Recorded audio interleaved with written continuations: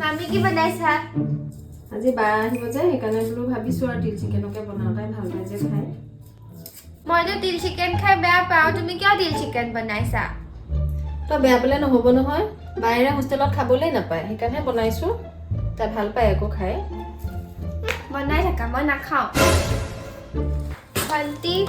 ভণ্টি মা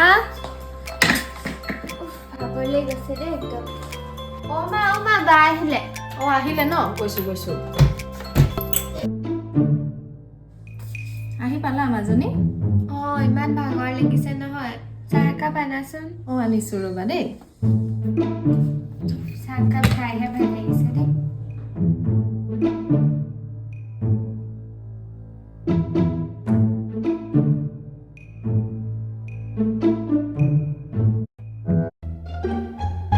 বলাচোন মোক পঢ়াই দিবা